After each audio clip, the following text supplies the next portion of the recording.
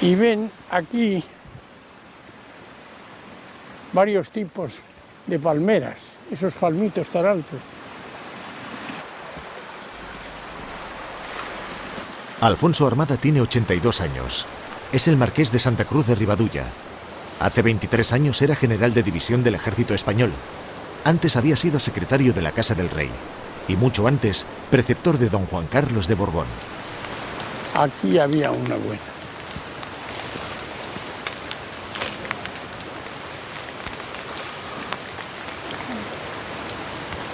Aquí tienen una camelia.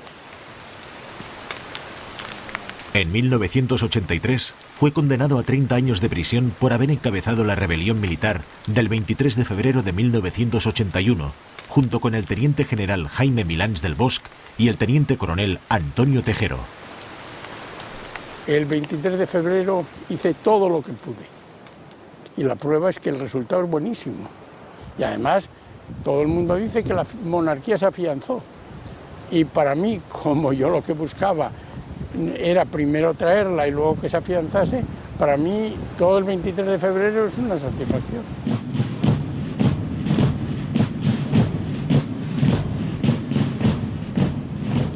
Aquí estamos ante la famosa fotografía que fue tan ampliamente difundida por muchos medios de comunicación y que todavía lo está siendo. En ella, pues estamos los que fuimos juzgados por el 23 de febrero. Algunos de ellos, pues hoy día están ya fallecidos. Es el caso del teniente general Milans del Bosch, del entonces teniente coronel Mas. Ah, ¿que por qué no me procesaron? Pues no me procesaron sencillamente porque ellos, el general Milans y demás, no me delataron. Milans y Armada no eran dos traidores a la monarquía, ni muchísimo menos. Eran dos hombres que sacrificaron todo, su vida, su prestigio y su categoría, porque creían que tenían que defender al rey. En aquella época, toda la Guardia Civil estaba al lado de Tejero. Y estaba en contra de lo que significaba la democracia y de las libertades y ignorante, todo, la ignorancia de don Francisco Franco. El general Armada era la cabeza más importante del golpe de Estado. Y yo no dudo en un momento, ni dudé jamás de la actitud del general Armada en cuanto a lealtad al rey y sobre todo afecto y respeto y amor a España. Armada se entrevistó en Baqueira-Veré con el rey varias veces. Y habían hablado de la situación. Claro. Habían llegado a la conclusión de que la situación era insostenible y que se había que arreglarlo. No. ¿Qué pasa?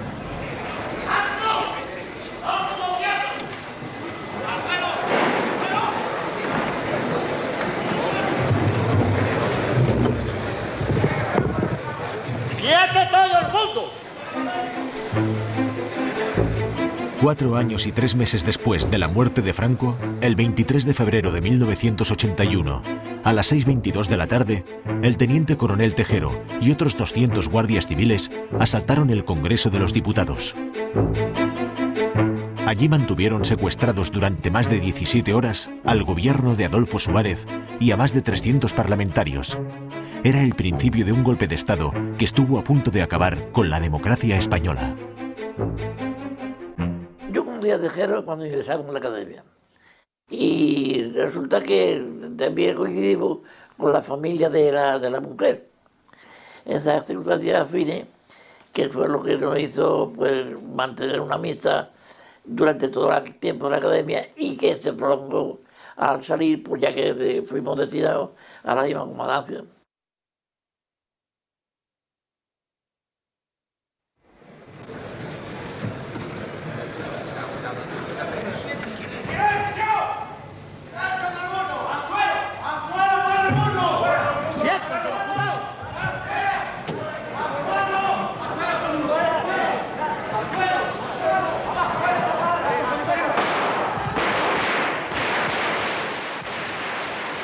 Los guardias sabían lo que hacían porque fueron voluntarios con Tejero y Tejero los dominaba. Tejero tenía sobre ellos una ascendencia de jefe, machote, en fin, dio un par de huevos, hablando mal y pronto. Si en algún momento alguien hubiera realizado la propuesta de que aquello había que romperlo, el marco en el que en fin, se estaba desarrollando la vida social y política española, evidentemente nos habríamos opuesto de manera absoluta. No se pretendía una involución.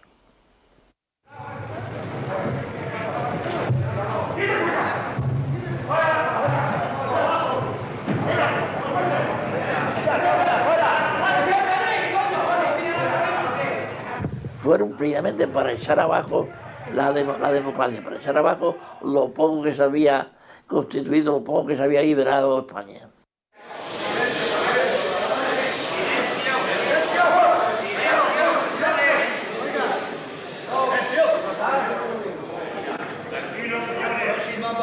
De manos se mueve esto, ¿eh? Así que lo de las manitas esas, tranquilos, eso cuando estén ustedes. Aquí se ha acabado. Vamos diciendo que un momento. Señor Suárez, por favor, permanezca en su escaño. Yo tengo siempre señor Suárez. ¡Se sienta, coño! ¡Se siente! En un determinado momento de la noche me dirigí al Palace y más tarde entré en el Congreso de los Diputados. Una vez que entré en el Congreso de los Diputados fui rápidamente, nada más salir, a comunicarle a mis jefes directos el resultado de lo que allí había visto. De entrada me encuentro con la sorpresa de que mis jefes, en vez de atender a estas razones que se les muestran, lo primero que hacen es tratar de sacar a Armada del golpe y desculpar al general Armada. Tuve algún momento preocupación, porque en todas estas acciones siempre es muy fácil que pueda haber alguna incomodidad, algún derramamiento de sangre, algún herido, y gracias a Dios el 23 de F se saldó sin la más leve herida ni ningún problema.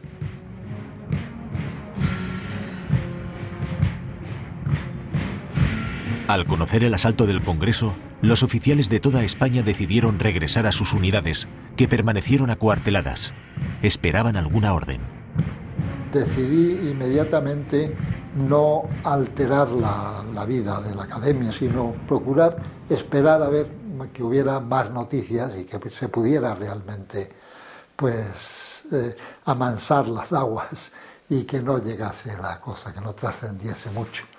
Porque, claro, la Academia General Militar, con un porcentaje bastante alto de hijos de militares, y por el mismo espíritu y las mismas incidencias históricas de la época, pues se prestaba mucho a que pudiera surgir una exaltación por parte de algunos elementos un poco radicales.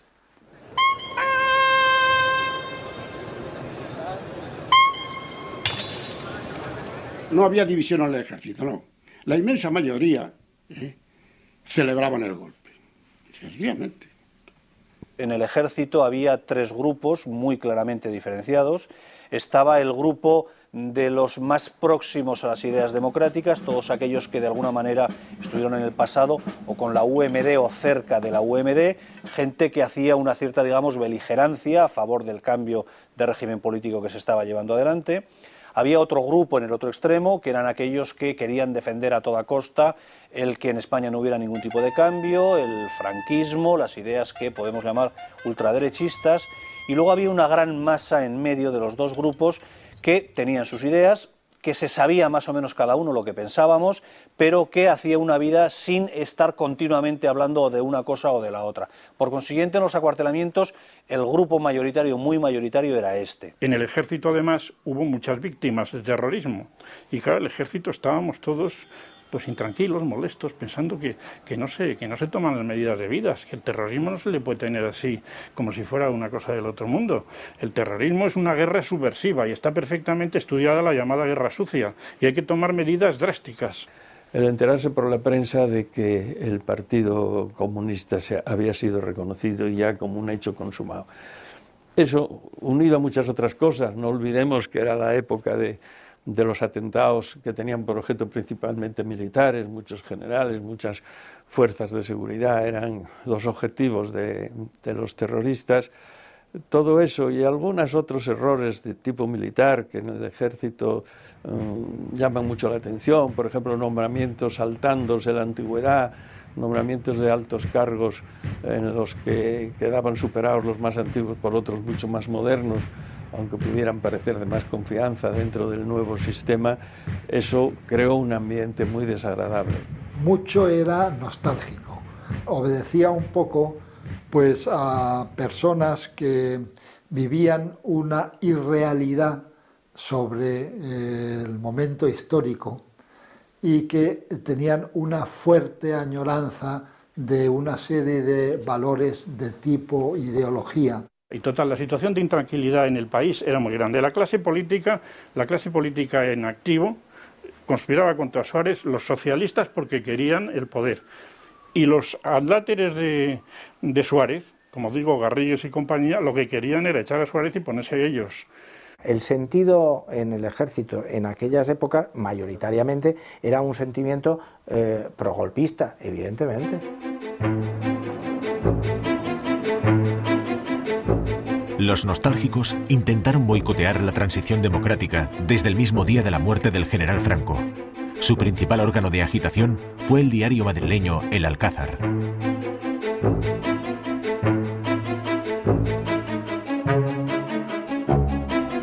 A mediados de 1980, un grupo de jefes militares encabezados por Milans del Bosch y Armada decidieron volver al régimen anterior con un alzamiento. Solo faltaba saber cuándo y cómo.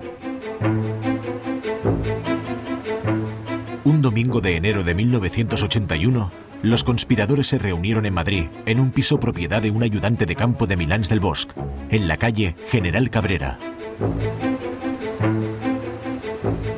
Y así, el día 18 a las 4 de la tarde, nos reunimos allí, en General Cabrera.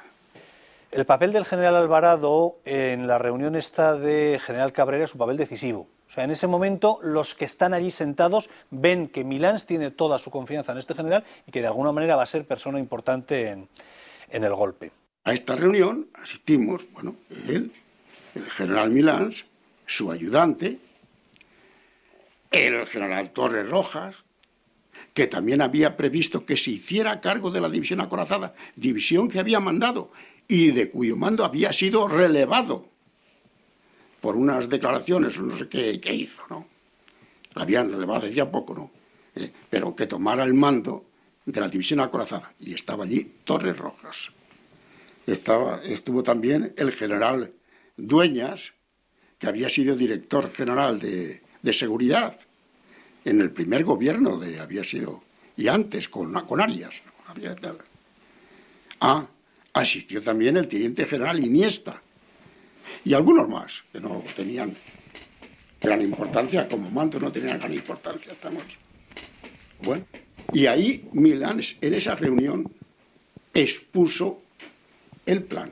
Estos conspiran porque creen que tienen que salvar al rey, porque se tenía una noticia casi exacta de que después de eliminar a Suárez del poder y hacerse con el poder los socialistas, aliados con los comunistas, iban a expulsar a los monarcas y crear aquí una república.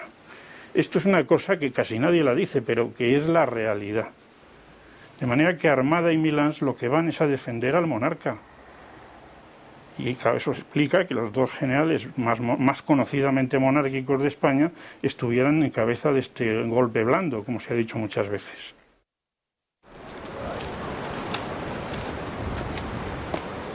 Alfonso Armada fue un estrecho colaborador de don Juan Carlos durante más de 25 años. El día que fue proclamado rey, Alfonso Armada estaba a un paso por detrás del nuevo jefe del Estado. Quiero recordar la figura de quien durante tantos años... En 1978, Armada tuvo que abandonar la Zarzuela por sus discrepancias con Adolfo Suárez. Nunca olvidó esta destitución.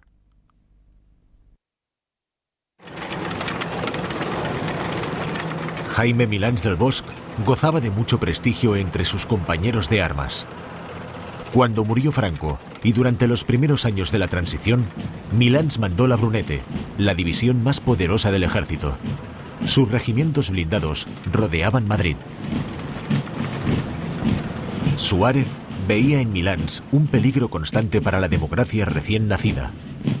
Decidió relegarlo a Valencia y vetar su ascenso a jefe del Estado Mayor del Ejército, pese a reunir suficientes méritos militares. Y allí me expuso... El general Carlos Alvarado, golpista no procesado, conserva un manuscrito con todos los detalles de la preparación, el desarrollo y las consecuencias del 23F. El día D y hora H, que se fijará oportunamente y aprovechando un pleno de las Cortes previsto para mediados de febrero, el teniente coronel Tejero, con fuerzas de la Guardia Civil, ocupará el Congreso de los Diputados y retendrá en él al gobierno y diputados. Eso era lo primero. Acto seguido, el capitán general de Valencia hará público un bando por el que se hará cargo del gobierno civil y militar de la región, como consecuencia del vacío de poder producido, y ocupará puntos importantes de la capital de la región y provincias de la misma.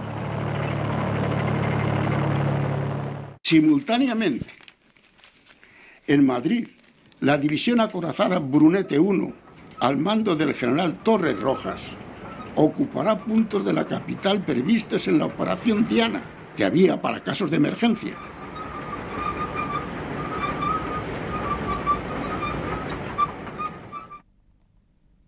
La misión de Torres Rojas era convencer al general Juste, jefe de la Brunete, de que los blindados debían tomar Madrid. El 23 de febrero por la mañana, Juste se encontraba en Zaragoza. Oficiales implicados en la rebelión le pidieron que regresara urgentemente al cuartel general de la Brunete, en El Pardo, cerca de Madrid. Le anunciaron que se iba a producir un hecho muy grave. Entonces, cuando llegué al Pardo, me encontré con el numerito de que estaban todos los coroneles de la división, que tenía yo 13 coroneles entonces, reunidos en mi despacho, estaban metidos. Y entonces, pues, bueno, yo llego allí y que además, pues, aparece por allí Torres Rojas, No, es que mira, no te extrañe que esté yo aquí, pero es que resulta que tenía que venir a hacer una cosa notarial, no sé qué, un piso que me compraron, tal, él estaba ya en Coruña, de China.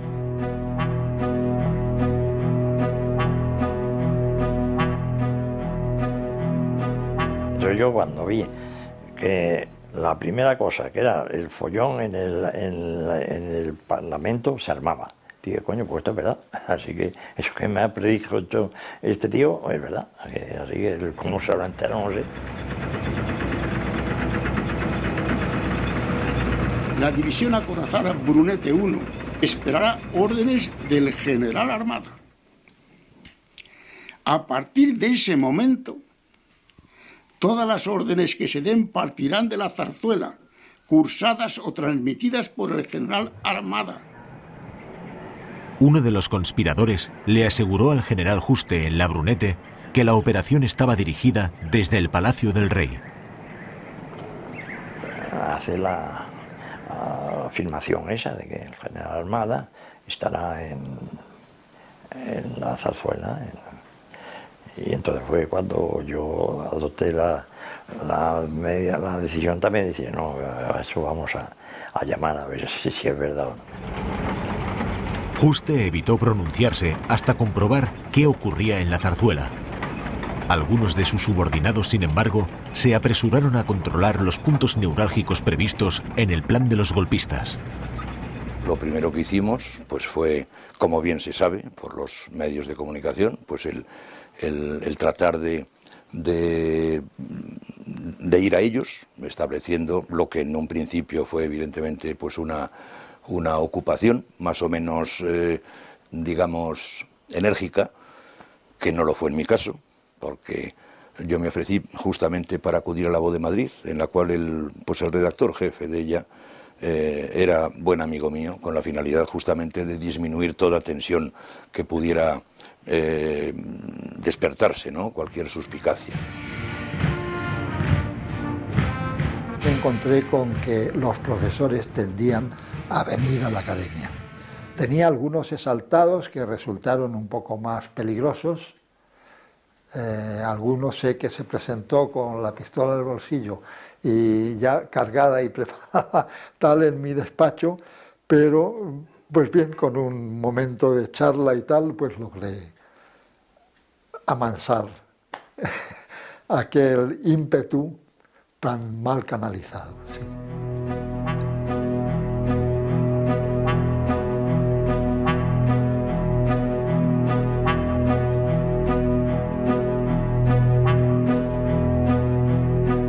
De tal manera que tenemos toda Valencia tomada, tenemos el Congreso de los Diputados y deberíamos tener la división acorazada tomando Madrid.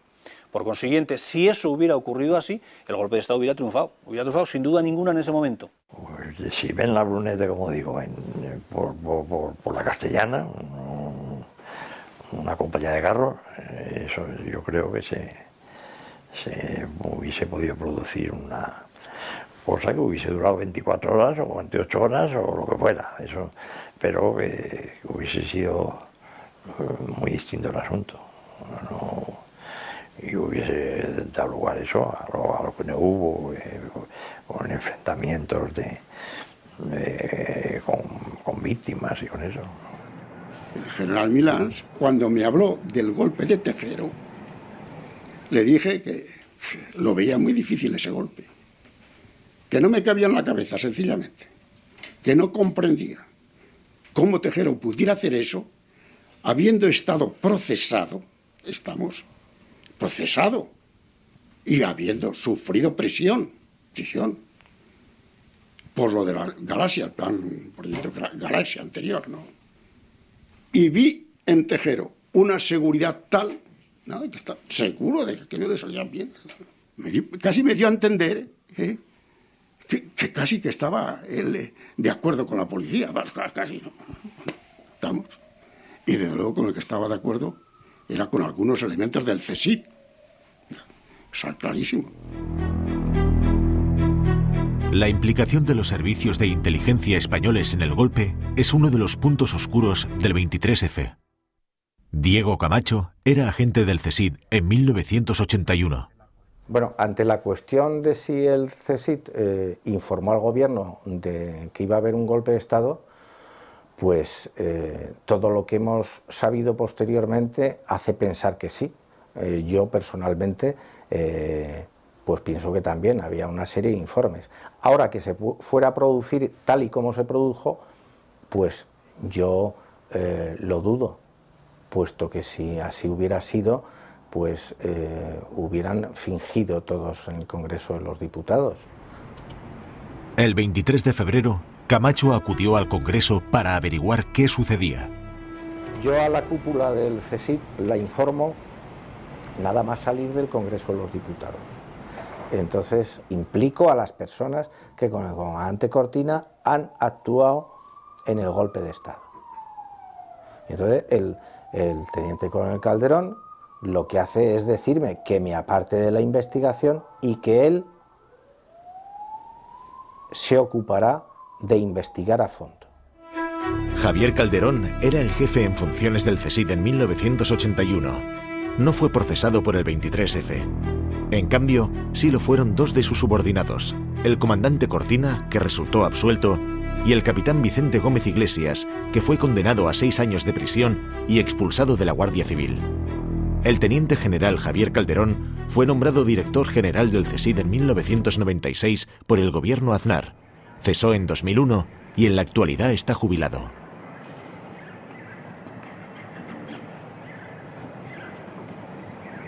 A lo largo de todas estas horas, en el Palacio de la Zarzuela ocurren cosas normales, algunas de ellas que tal vez no se hayan comentado hasta el momento, como por ejemplo que hay un instante en el que el rey llega a abrazarse a alguno de sus más inmediatos colaboradores y derrama alguna lágrima. Y la situación era un poco confusa. Hay un momento en que en una conversación telefónica entre nosotros dos, Juste y yo, Juste me pregunta si el general Armada está en la Zarzuela, y la verdad yo le dije que no estaba, pero ya digo, bueno, si ya se le ha dicho que no, ¿por qué están esperando a que tenga que venir a la Zarzuela? Eso fue una cosa que yo no llegué a comprender, pero que no se produjo. ¿Por qué querían dar la idea de que el general Armada estaba en la Zarzuela? Porque ellos estaban queriendo difundir, queriendo expresar a todo el mundo que el rey estaba en cabeza de este golpe de Estado. Por consiguiente, si no está, es que están mintiendo, y si no se le espera, es que de ninguna de las maneras van a permitir que el general Armada entre en Zarzuela.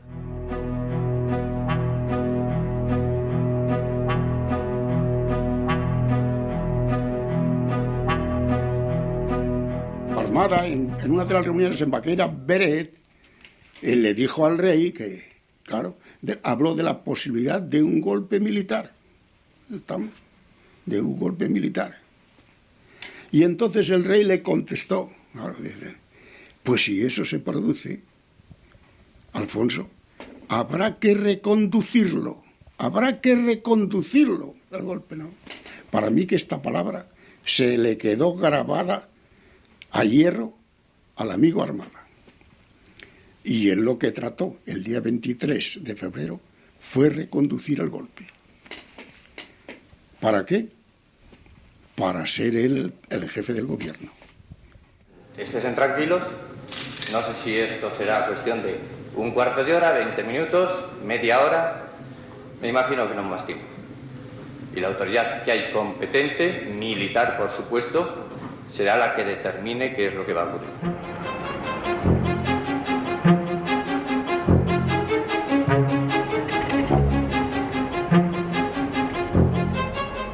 Durante aquella larga noche, los españoles no sabían qué estaba ocurriendo exactamente en el Parlamento y en los cuarteles. Los ciudadanos temían el final de las libertades recién conquistadas. Poco después de la medianoche, el general Armada se dirigió al Congreso de los Diputados para hablar con Tejero. El gobierno y los parlamentarios continuaban secuestrados.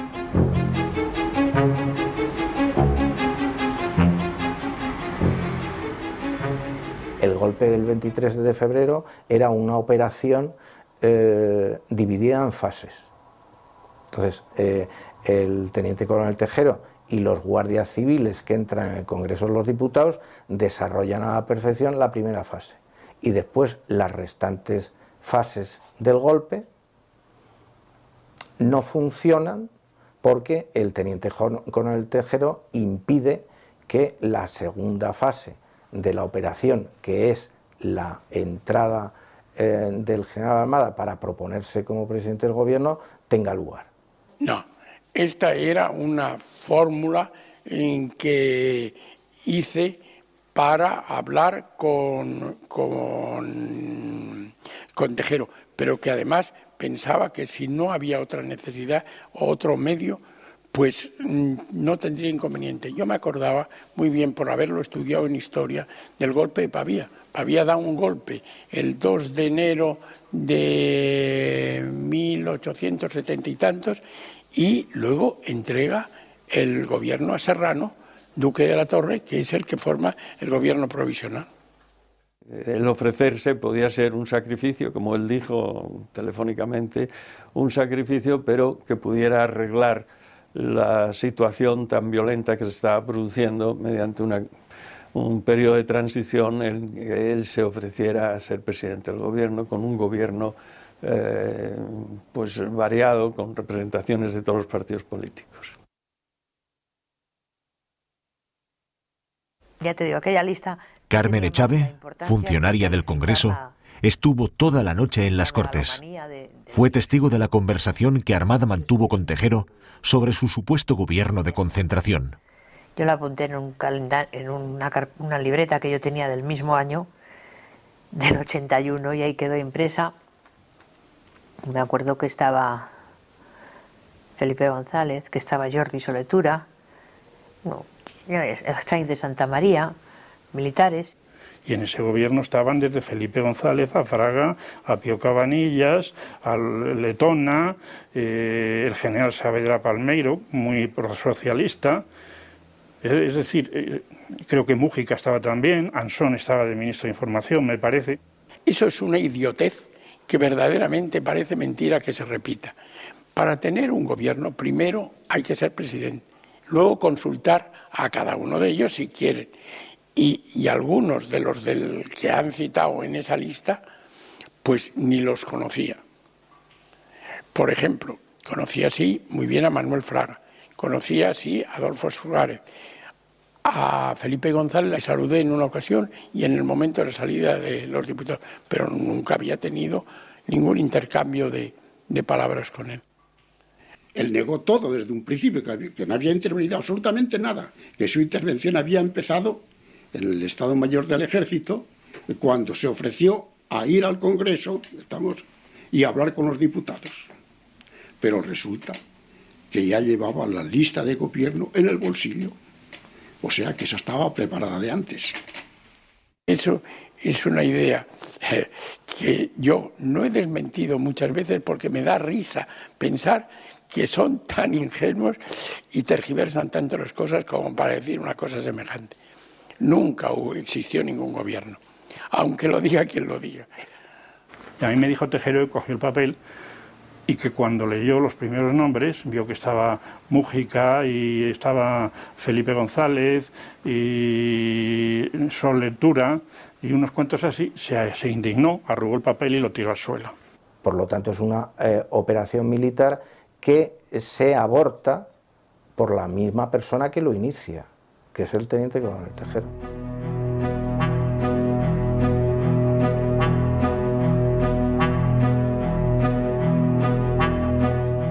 El ejército en masa hubiera estado a favor de un golpe. Pero claro, no de un golpe para poner un gobierno de concentración en el que entraban precisamente las personas a las que se consideraba enemigos, ¿no? Hubieran querido un gobierno pues de salvación nacional, un gobierno en que hubiera habido gente solvente, políticos de los que no habían cambiado de chaqueta después de morir Franco, y por supuesto pues algunos militares importantes. Yo creo que la mayoría del ejército hubiera estado de acuerdo. La mayoría.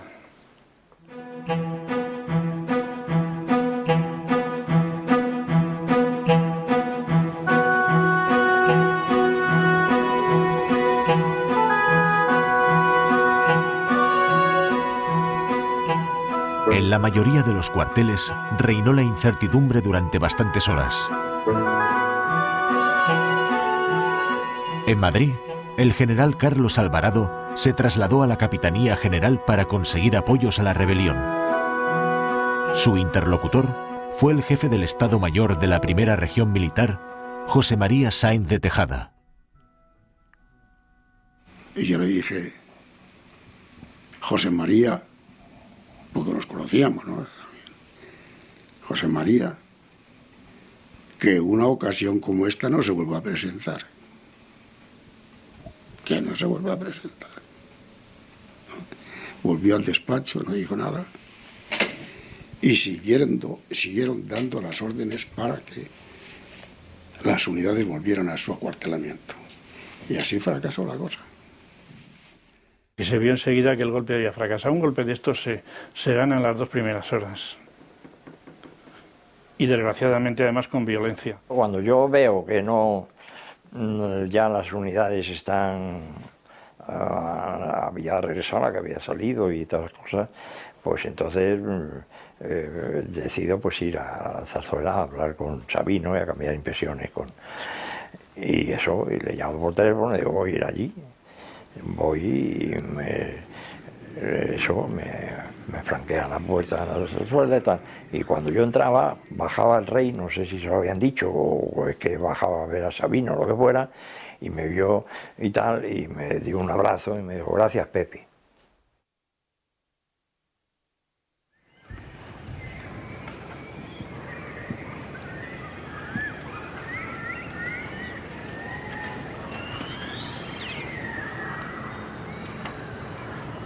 El golpe de Estado del 23F no es un golpe de Estado. Son 3 golpes de Estado distintos que en un momento determinado llegan casi a converger, parece que es un golpe, pero en el momento crítico divergen y no son capaces de ponerse de acuerdo entre ellos, porque el rey está enfrente, porque el ejército está enfrente, porque no se han sumado las capitanías, por muchas circunstancias, pero esos 3 golpes terminan por volver a separarse y ya es absolutamente imposible que el golpe triunfe.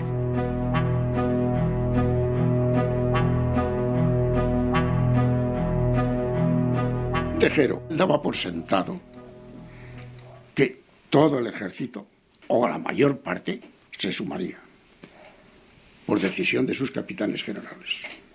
Las capitanías generales en aquel momento tenían mucha fuerza. Hoy en día no. Hoy en día la estructura del ejército es muy distinta y no se puede comparar con aquella. Pero un capitán general sí tenía mucha posibilidad de intervenir y de mover a sus unidades. El famoso efecto dominó. Una fichita va poco a poco dejando caer a las demás. En aquella ocasión las decisiones del rey, cuando no existía, cuando el gobierno no funcionaba y el presidente estaba también en las Cortes, pues fue fundamental y los capitanes generales obedecieron al rey en sus decisiones. Eso fue importantísimo. Ellos en ningún momento dicen que están por la defensa de la Constitución. Lo que dicen los generales es que ellos están a las órdenes incondicionales del rey. Bueno, las órdenes incondicionales del rey, y después alguno de ellos dijo, si a mí me hubiera ordenado el rey salir a la calle, hubiera salido el primero. Eso no es la defensa de la Constitución. El general Quintana nos dice esto tan sencillo.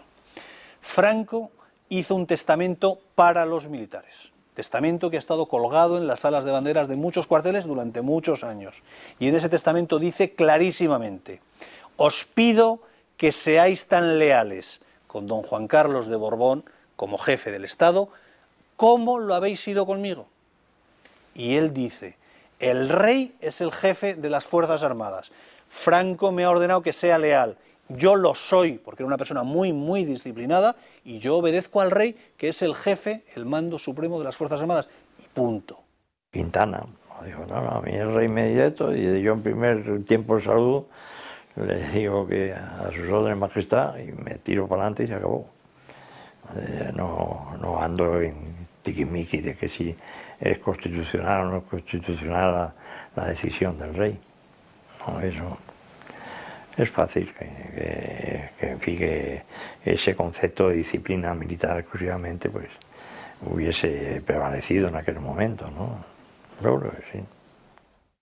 Por tanto, eso es terrible, terrible, porque el rey podía perfectamente haberlo hecho, y eso nos viene a decir hasta qué punto los mandos estaban obedeciendo al rey mucho más que pensar en la Constitución o pensar en el ordenamiento jurídico. Yo, desde luego, no contemplé la menor duda. La situación era muy delicada, pero tan clara que no podía apoyarse nada en un asalto producido al Congreso de la forma en que se produjo.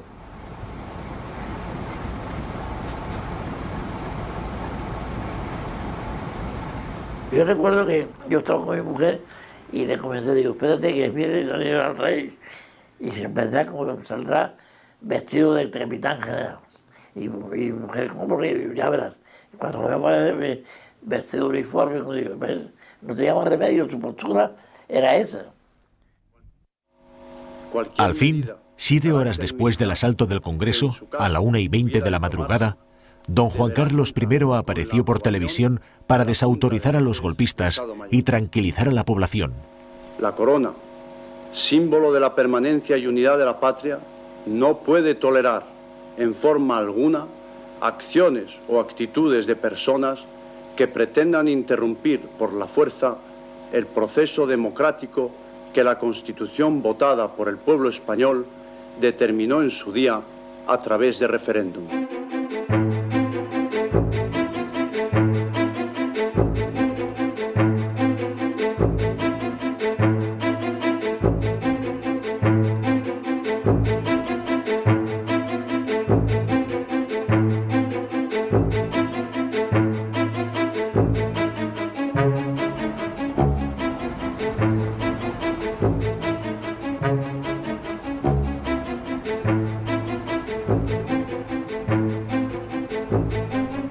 El Consejo Supremo de Justicia Militar y, en segunda instancia, el Tribunal Supremo, juzgaron a 32 mandos militares y solo a un civil por su participación en la rebelión militar.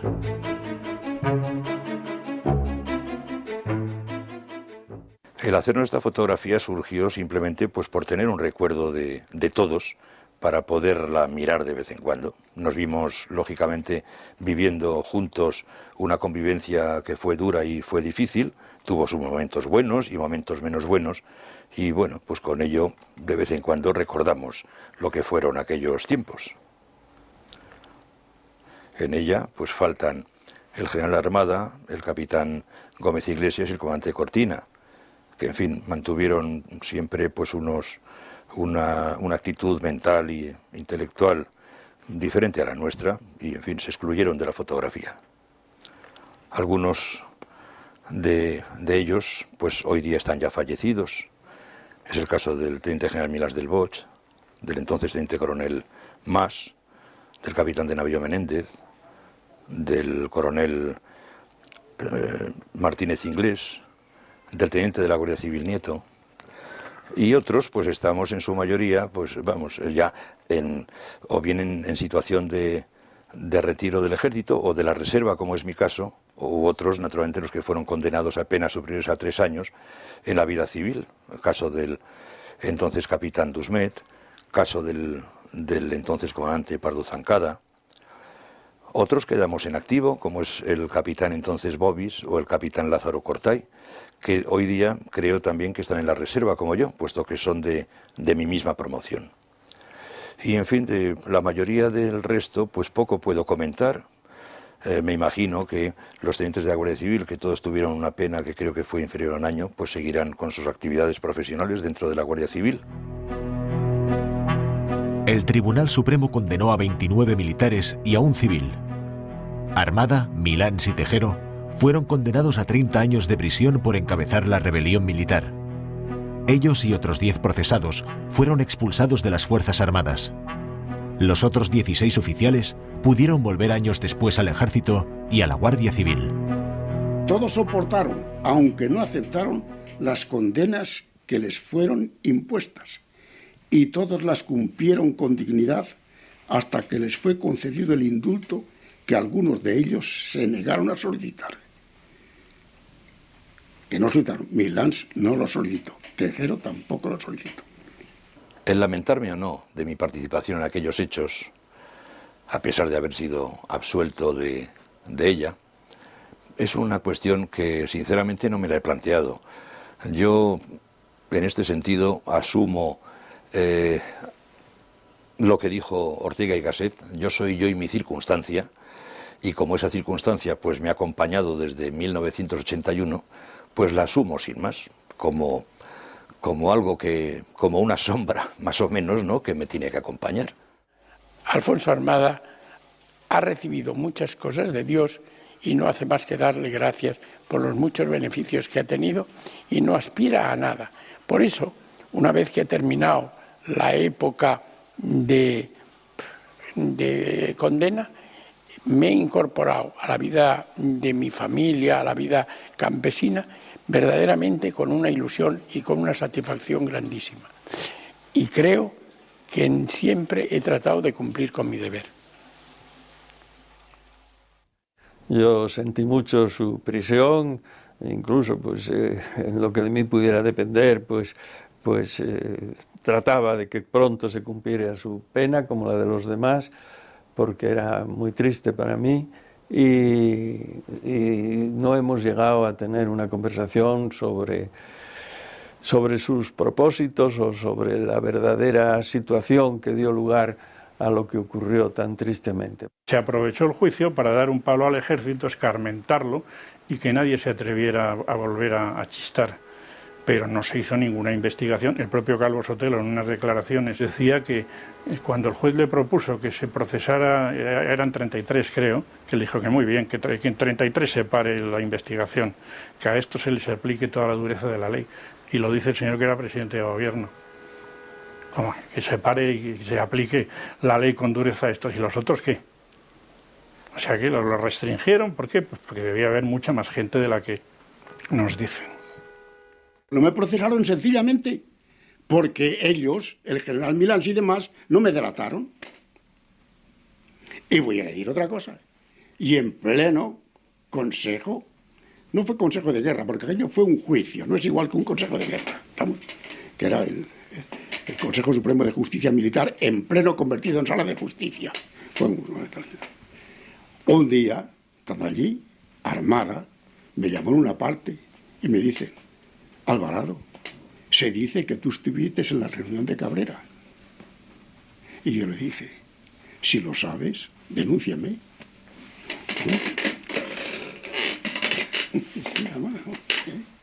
No lo recuerdo. Tengo un gran afecto al general Alvarado. El general Alvarado acaba de perder a su mujer, acabo de escribirle y me ha escrito una carta de lo más agradable. No recuerdo ni por un momento haberle dicho que me haya dicho que me le denunciase. No lo recuerdo. Si fue así, lo admito, pero no lo recuerdo.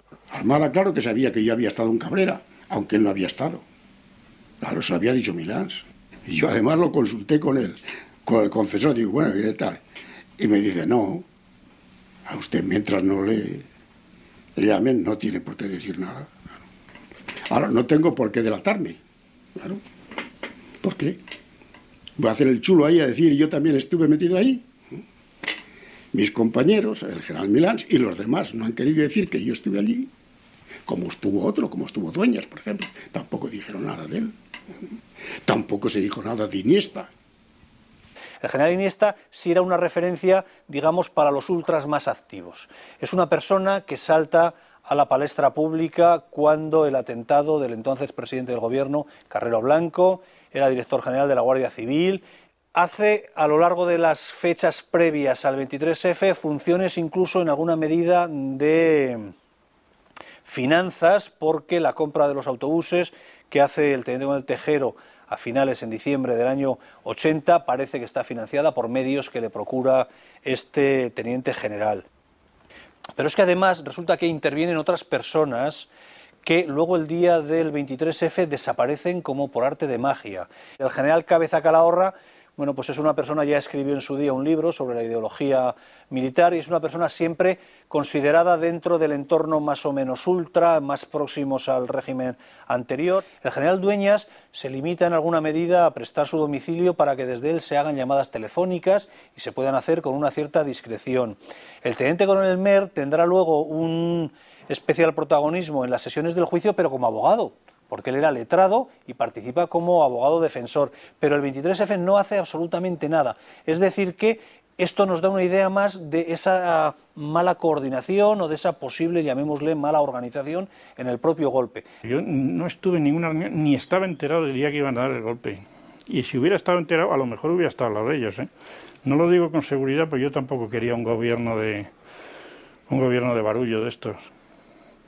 No, yo hubiera querido un gobierno de verdadero, de reacción contra la situación. Desde luego yo no hubiera aceptado, en eso como Tejero, no hubiera aceptado un gobierno con Felipe, con Soletura y con una colección de señores a los que consideraba nefastos.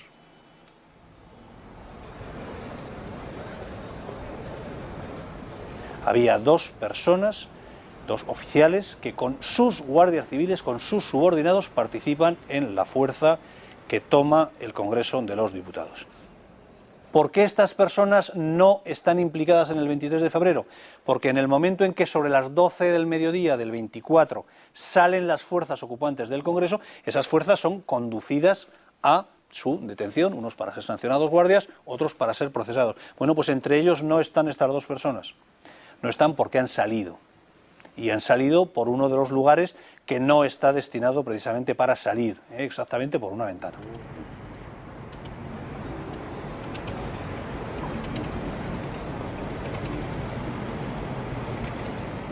Uno es oficial, o sea, de la escala nuestra, y otro es de chusquero y tal. Ese chusquero incluso me dicen que es muy buena persona, que era un hombre, fue el otro, que por cierto es teniente coronel, ahora mismo destinado en Huelva. En la comandancia de Huelva está destinado como teniente coronel, Montoya. Dos tenientes que son capaces de dejar tirados a los guardias, y largarse ellos por la ventanita así por las buenas, que al guardia lo sancionen y ellos ni sancionados disciplinariamente, que no, venga, hombre, por Dios, eso es una vergüenza. Esos tíos había que echarlos, joder. Que yo sepa, pues no hay ninguna persona que sea decisiva. Yo creo que los fundamentales, pues allí aparecieron. Y si hay otras personas, pues bendito sea Dios que no tuvieron ninguna condena. Yo me alegro muchísimo. No se llegó hasta el fondo. Y además creo que se hizo bien, porque el fondo hubiera sido pues una parte muy importante de toda la cúpula militar, y creo que se obró muy bien. Incluso puede que hubiera alguna consigna del rey en el sentido de ser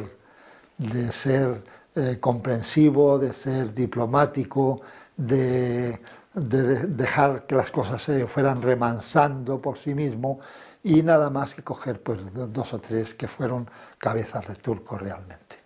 Yo no sé toda la verdad. He dicho que el 23F es para mí un rompecabezas, y es verdad. Conozco algunas piezas, pero no puedo casarlas todas, no puedo unirlas, no puedo saber hasta qué punto estaban unos comprometidos, unos lo deseaban, otros no. Que aquí secretos no hay más que eso. ¿Quién engañó? O engañó el rey o engañó a Alfonso Armada.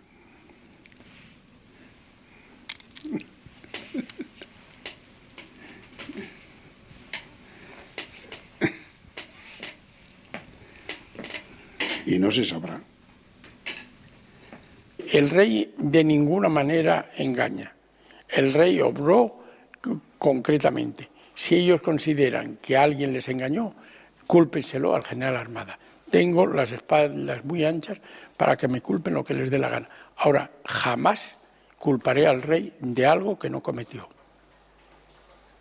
Aquel es un acontecimiento traumático para muchas personas honorables, y en lo que se refiere al por quien en estas situaciones jamás existe un protagonista al que se le pueda acusar de una manera muy concreta. Don Sabino Fernández Campos termina aquel artículo tan interesante con una frase en la que dice: a veces el que busca la verdad corre el peligro de encontrarla. Hay muchas veces en que es mejor detenerse ya cuando las cosas han pasado, los efectos se han producido o han dejado de producirse los más desfavorables, y no investigar más, porque entonces la historia sería un continuo remover de acontecimientos que es mejor dejarlos extinguir y no hurgar en heridas que hay que procurar que queden cicatrizadas. Y no hay ningún secreto del 23 de febrero. El 23 de febrero es clarísimo. Es una toma del Parlamento, una ocupación durante algún tiempo y una salida de los diputados sin que les pasase nada. Y vamos a quitarnos aquí porque nos puede caer una rama.